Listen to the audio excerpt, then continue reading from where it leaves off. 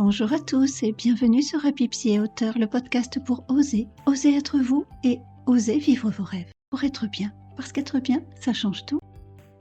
Bonjour Edith Lassia, je suis tellement ravie et honorée d'ailleurs de te recevoir aujourd'hui. Ça fait très longtemps que j'en avais envie et que les circonstances ne nous ont pas permis de nous retrouver avant. J'avais le plaisir de te rencontrer au cours d'un déjeuner et j'ai adoré la personne que tu es et surtout ce que tu dégages. Et d'ailleurs, je ne suis pas la seule puisque si je ne me trompe pas dans les chiffres, il y a plus de 10 000 personnes qui te suivent au quotidien. Tu es une leader internationale, tu fais des conférences, tu es chamane, mais je préfère que tu te présentes, j'aurais trop peur de mal te présenter. Et je vais saluer tous nos auditeurs. J'ai oublié, je suis tellement captivée par cette interview que j'en oublie l'essentiel. Bonjour à tous et je suis ravie de vous présenter Edith aujourd'hui. Bonjour Laurence et merci de m'accueillir et bonjour à tous et à toutes. En effet, l'exercice que tu me proposes n'est pas le plus simple, se présenter. Quand je le fais avec humour, je dis j'ai 120 ans, je sais que ça ne se voit pas, mais j'ai eu 6 vies très très intenses. Alors, qui je suis? Je suis d'abord, aujourd'hui, je suis une femme d'engagement, je suis une mentor et j'aide des milliers de femmes, principalement quelques hommes, mais des milliers de femmes, à trouver leur vraie puissance et à la trouver pour l'ajuster au monde d'aujourd'hui. Parce qu'on a de plus en plus besoin d'un féminin fort, à l'intérieur, bien ancré dans sa puissance et qui puisse co-créer un monde différent. Et pour ça, ça a été très long, c'est un long chemin parce que j'ai passé 20 ans dans le marketing.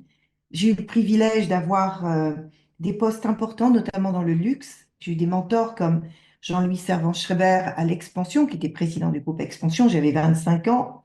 Puis Alain-Dominique Perrin, qui m'a fait rentrer dans le groupe Cartier à 28 ans, où j'étais nommé Area Manager et j'ai couvert la moitié du monde.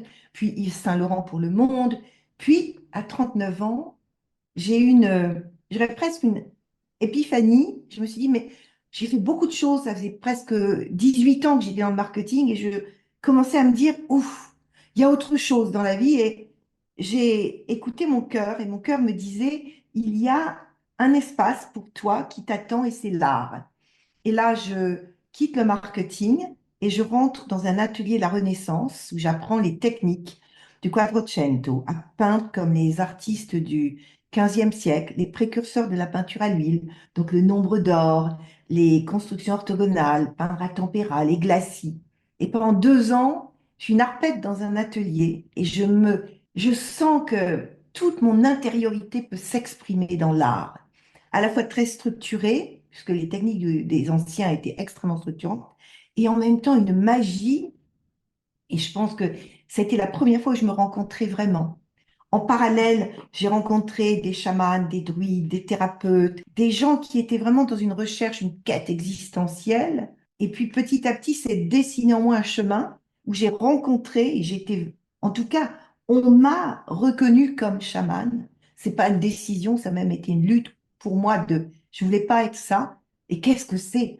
C'est peut-être simplement une connexion à l'invisible, une capacité d'aller au cœur de l'humain, au cœur de cette grande matrice qui est l'univers, percevoir l'invisible, percevoir le subtil.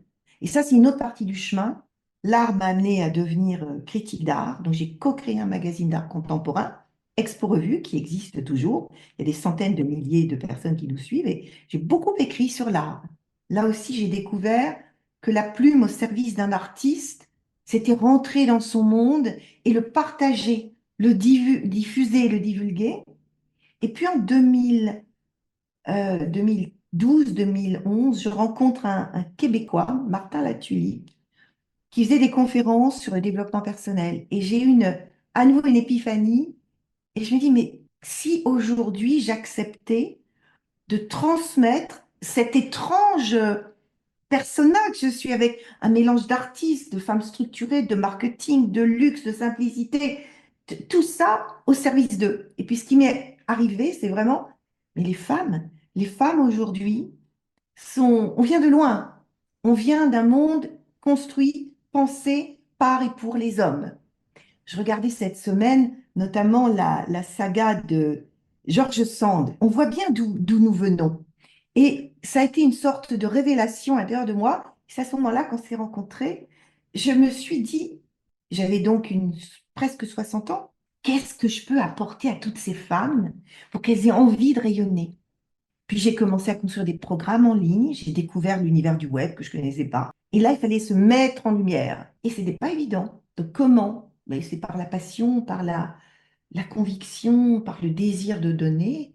Et aujourd'hui, je suis cette espèce de femme publique qui, à son insu, est devenue une femme publique, mais au service d'un féminin éclairé, éclairant, inspiré et inspirant. Voilà. Quelle magnifique présentation et je t'écoutais très attentivement et j'ignorais que tu avais rencontré Martin Latulippe qui a été un vrai déclic pour moi aussi puisque je me suis inscrite à l'Académie Zéro Limite en 2023 qui m'a donné énormément d'élan pour être là où je suis aujourd'hui et je continue bien sûr de me former auprès d'autres personnes tout aussi inspirantes. Mais c'est un élément que je n'avais pas quand on s'est rencontrés et comme quoi le timing est parfait. Tu parles beaucoup des femmes et des femmes qui méritent de rayonner et qui souvent ne connaissent pas le chemin et je suis tout à fait d'accord avec toi pour ouvrir ce chemin est quelque chose d'essentiel. Tu as écrit une très jolie phrase et je vais la lire parce que je ne voudrais pas l'abîmer. Ta phrase c'est Votre vie est le message que vous laisserez au monde, rendez-la inspirante. Et j'ai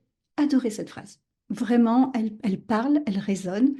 Et elle paraît si facile et en même temps si délicate et difficile. Cette phrase m'est arrivée un jour où je devais faire une conférence, là c'est en anglais, donc au début elle était Your life is a message you will leave to the world, make it inspiring. Et j'avais enfin pas une conférence, un petit talk de 10 minutes aux États-Unis où je devais marquer les esprits. Et cette phrase m'est venue. Comme, en fait, on dit walk your talk. Les Indiens disent, vous ne pouvez pas comprendre d'autres si vous n'avez pas passé une journée dans ces mocassins. Et qui m'est apparu comme une évidence, c'est que moi, je vois souvent des personnes qui parlent, mais quand tu regardes derrière leur message, il n'y a pas de cohérence. Or, aujourd'hui, les personnes qui nous inspirent sont des modèles très forts. Ça peut commencer par notre propre lignée de femmes, nos mères, nos grands-mères, même nos pères. Pour une femme, on peut aussi avoir des modèles d'hommes. Et on est marqué plus, et c'est ce que disait Maya Angelou, les gens ne se souviendront pas ce que vous avez dit, ce que vous avez fait, mais ce que vous leur avez fait ressentir. Et je pense que la cohérence d'un être, c'est sa puissance.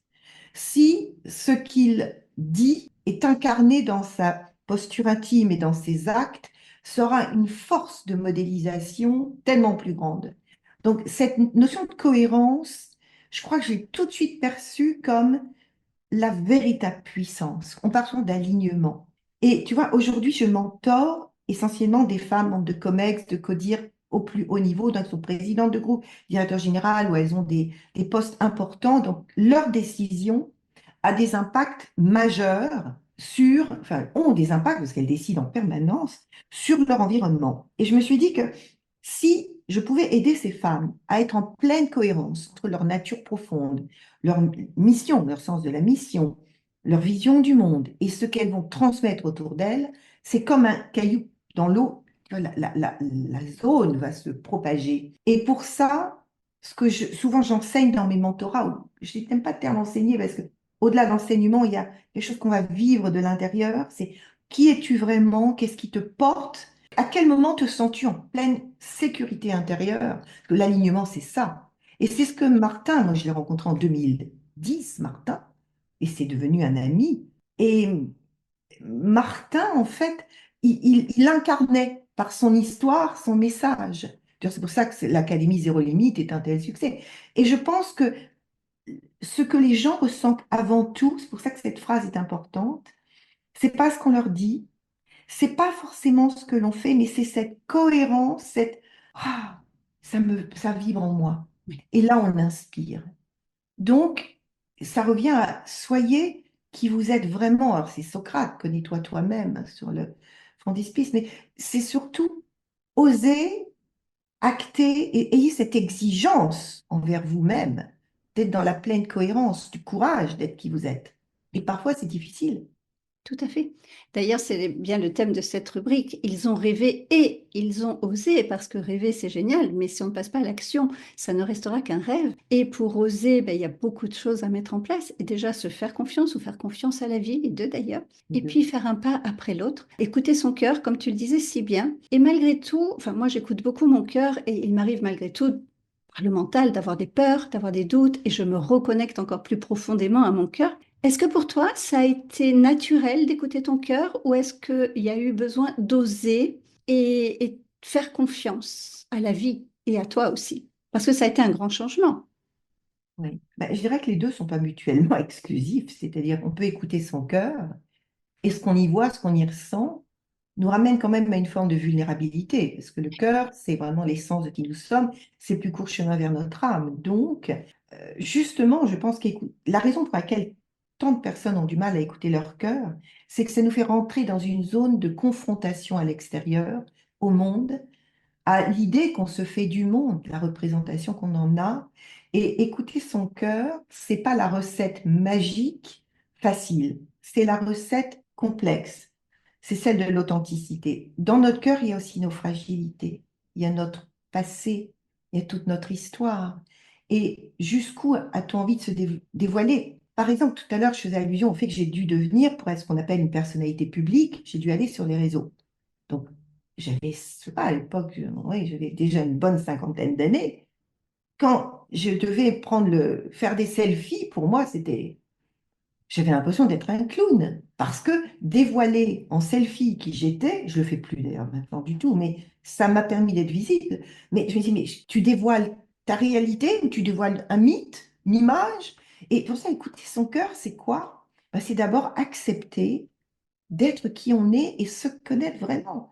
Et se connaître, c'est connaître ses failles, ses fragilités, c'est connaître ses forces, oser les assumer, c'est savoir à quoi on a envie de servir dans le monde. C'est la question finale, qu'as-tu fait de ta vie? Et la question finale, souvent, quand on lit les textes sacrés, c'est l'amour. As-tu aimé? Et pour aimer, il faut s'aimer. Donc, s'aimer, se connaître et s'aimer, c'est être en paix avec son histoire. Moi, j'ai fait 30 ans de constellation systémique. Je suis formée en constellation.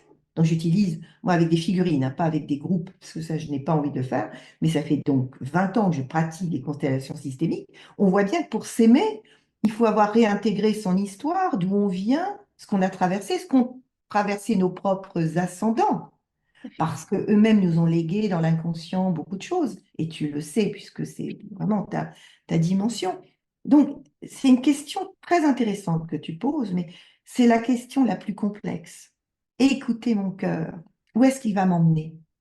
Il n'aime pas le mensonge, le cœur. Si le cœur, c'est l'âme, c'est-à-dire le cœur de notre être, il n'y a pas de mensonge possible.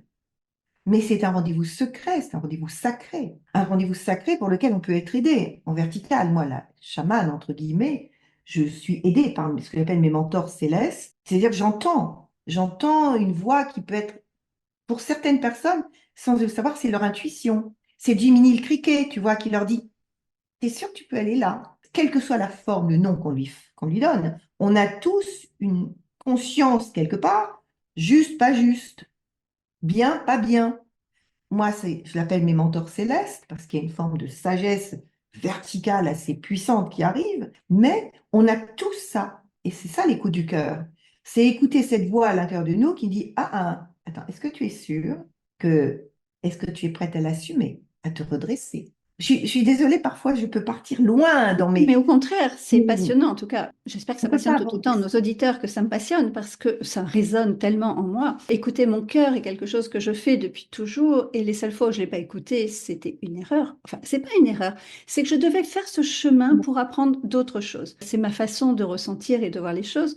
Mais malgré tout, quand tu écoutes ton cœur et qu'il n'y a rien de palpable à côté qui peut te mettre en confiance, ça peut être hyper déstabilisant. Et c'est là où oser, je dirais, il n'a même pas sa place parce que c'est tellement une évidence que tu prends ce chemin. Mais il y a d'autres personnes pour qui, bah, c'est ce qu'on appelle souvent sortir de sa zone de confort, c'est un petit peu plus délicat. Et j'aime ce mot de oser parce que ça montre tout cet élan entre ce que je veux et ce que je suis prêt à faire pour l'avoir. C'est cet élan-là qui me passionne.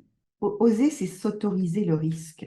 Oui. Et tu vois, je disais que les personnes que j'ai choisi de mentorer, maintenant, je suis en dernière décennie de ma carrière quand même. Et donc, j'ai choisi vraiment de me poser là-haut où il y a des impacts majeurs dans les rôles de ces femmes qui sont dans ce qu'on appelle les cercles de gouvernance. Oser être vraiment pleinement soi, écouter son cœur dans un monde qui est dur, qui est carré. C'est aussi montrer un chemin aux autres. Mais ça demande d'être en permanence en équilibre entre la conscience de l'environnement dans lequel on est, qui est ce qu'il est. Et on voit bien en ce moment, c'est un monde extrêmement complexe, fragile, incertain, violent. Comment je peux placer de façon magistrale cette cohérence avec mon cœur? Et je me suis rendu compte au fil de tous ces mentorats, parce que je mentore maintenant depuis 10 ans, qu'il y a un ingrédient auquel il faut toujours être très attentif, c'est notre corps. Oui. Notre corps, c'est à la fois un fusible, il peut craquer, on peut devenir malade, mais c'est aussi une corde de violon qui va vibrer. Et quand on est vraiment juste, il y a une vibration, on le sent. Et souvent, je dis, avant d'oser, connectez-vous, connecte-toi à ton corps. Quelques secondes, tu respires, tu te mets dans ton intériorité, quelques secondes, et tu laisses ce silence te permettre de reconnecter ton corps qui va te dire si tu es juste. Je crois beaucoup à la vertu du silence. C'était d'ailleurs ma dernière conférence sur le campus, la stratégie silencieuse des femmes d'influence. Le silence, c'est cet espace qu'on s'autorise, où on se coupe momentanément de toute influence extérieure pour revenir par le corps à cette perception de la justesse intérieure et intime. Et ça, c'est une clé de simplicité avec toutes ces années. Hier, j'avais un échange avec quelqu'un qui est président d'une grande alliance française à l'étranger. Elle me disait, mais quand je rencontre des problématiques complexes, je me rends compte comme finalement on se mêle, enfin on s'entremêle vraiment les pensées dans des schémas complexes, alors que parfois c'est simple. Si on prend juste le temps de dire, je suis capable à l'intérieur de moi de voir les choses clairement, de façon un peu plus haute. Je me connecte à mon silence, à mon corps, j'observe. Je suis plus dans l'émotionnel, je suis dans la hauteur. Je regarde. Eh bien, par ce passage du silence et l'écoute du corps, la clarté de l'esprit va venir. Là-haut, off, pendant quelques secondes, puis on. Pareil, j'avais une amie chasseur de tête, une amie et mentorée chasseur de tête qui préparait un rendez-vous complexe. Je l'ai un quart d'heure avant et elle avait beaucoup d'enjeux émotionnels. Et j'ai dit, non, non, oublie tous les enjeux émotionnels. Vas-y parce que tu es pleinement légitime. Tout ce que tu as fait depuis toujours est parfait, parfaitement aligné. Tu y vas, il n'y a aucun autre enjeu que d'écouter. Et elle m'a envoyé un mot en disant, mais c'est fou. Il y avait en effet, je suis partie sans enjeu, je suis partie détachée, je n'avais rien à attendre et ça a été magnifique parce que l'autre a pu s'exprimer pleinement et librement. Donc, ça, tu vois, quand tu poses des questions aussi importantes, on ouvre des mondes qui sont à la fois très complexes, puis quand tu les resserres, c'est simple, bibliquement simple. Revenez au silence, revenez au silence, au souffle. Tous les maîtres le disent. Mais C'est oui. ça.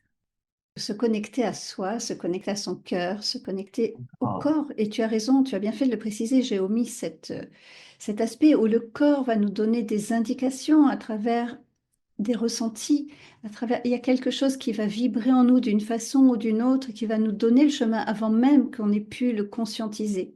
On parle beaucoup de connexion au cœur.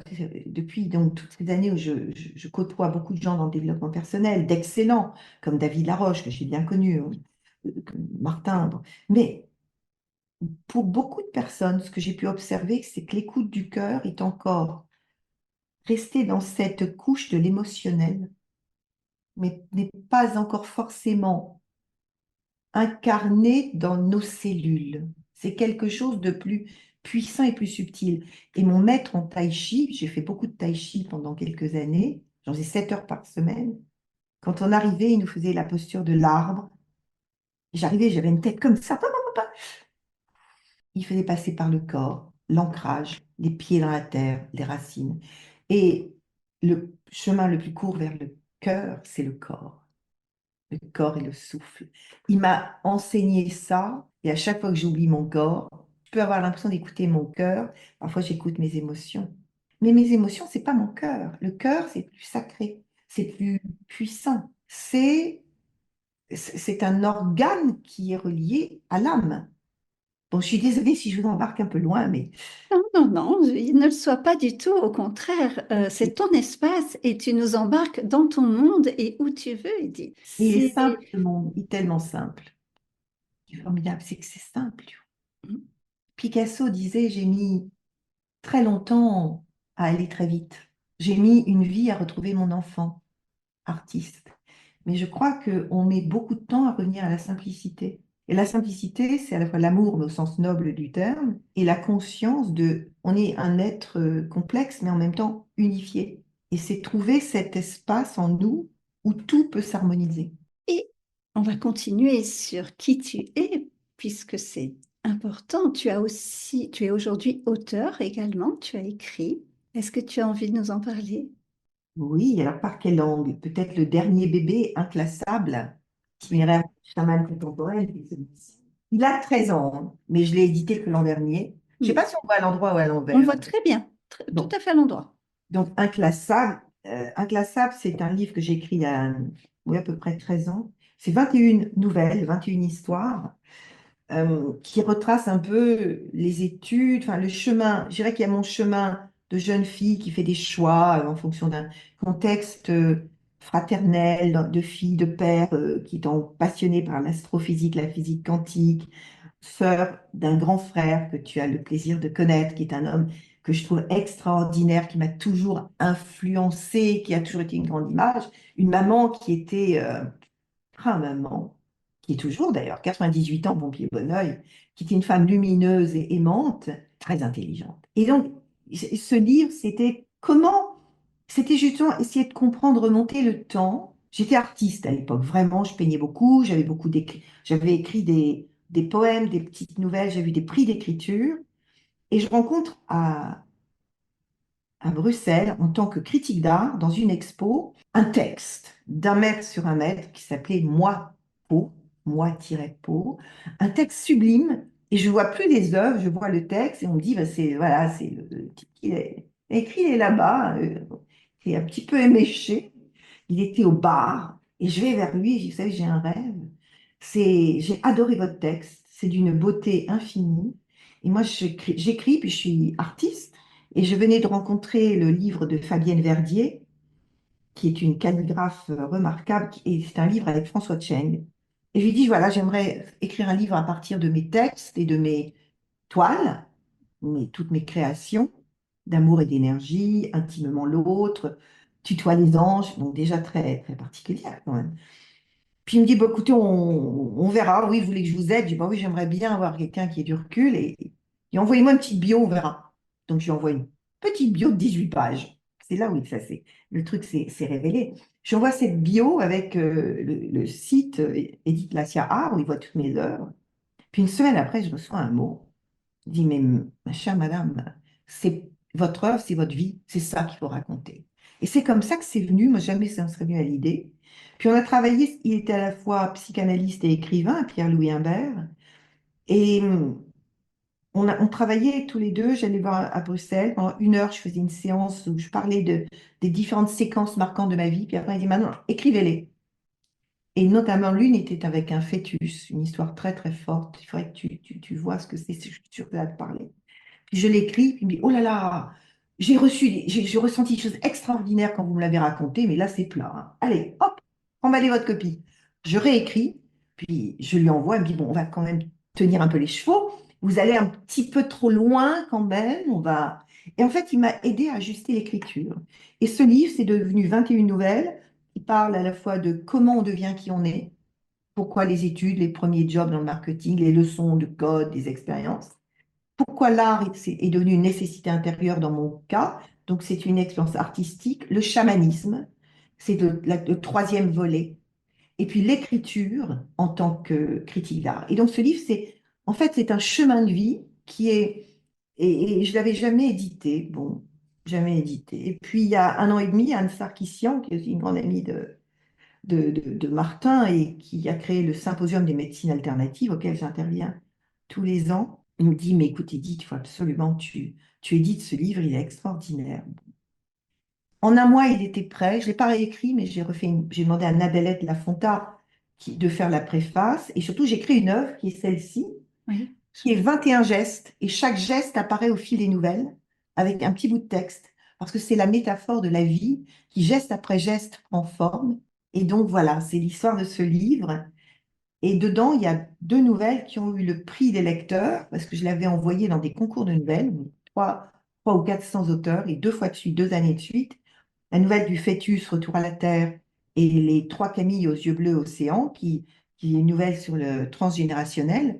Eh bien, les deux nouvelles ont été nommées dans les 10 meilleures, ont été éditées. Donc, c'est un peu l'histoire du bouquin. Et j'en prépare un autre. En fait, j'ai toute une série de livres dans ma petite frimousse, là, qui se prépare. On aura l'occasion d'en reparler. Quel bonheur de t'écouter et on pourrait rester comme ça très longtemps. Nous aurons l'occasion de toute façon de reparler encore. Merci Edith pour ce moment, pour ce temps que tu nous as consacré. Est-ce que tu voudrais rajouter quelque chose avant de conclure ce podcast? Je dirais que si j'avais un conseil à donner, c'est peut-être celui que m'a donné mon père quand j'avais 20 ans, alors que la plupart de tes contemporaines vivent en monochromatique. Tu as choisi de vivre en couleur. Je suis fière de toi, fonce. Osez les couleurs de votre vie. Osez aller vers vous-même. Osez expérimenter même l'impensable. Osez, parce que la vie, finalement, c'est une séquence très courte qui est faite pour être vécue, mangée, dévorée, jouie. Et c'est ça. Trouvez le plaisir. Et si vous avez des zones de blessures, parce qu'il y a des blessures parfois très profondes, la phrase Martine Garcin-Fradé, c'était: vos plus grandes blessures sont le ferment de votre excellence. Et n'oubliez jamais que si vous avez des blessures profondes, elles n'attendent qu'à être transformées en excellence. Exemple, la résilience de Cyrulnik. On a toutes des blessures plus ou moins profondes, mais plus elles sont profondes, plus une excellence peut en naître. Donc, je crois formidablement en l'humain. Découvrez mon livre inclassable, offrez-vous ce cadeau, parce que vous le vivrez de l'intérieur. Comment on devient qui on est? Comment parfois on se plante et après on en rit? La vie, c'est un immense cadeau. Complètement. Je suis 100% d'accord avec toi. Quel bonheur. Merci, merci Edith, vraiment de ce cadeau parce que ton temps est très, très chargé, on va dire. Merci de nous l'avoir accordé. Merci à vous tous pour vos écoutes. On se retrouve la semaine prochaine.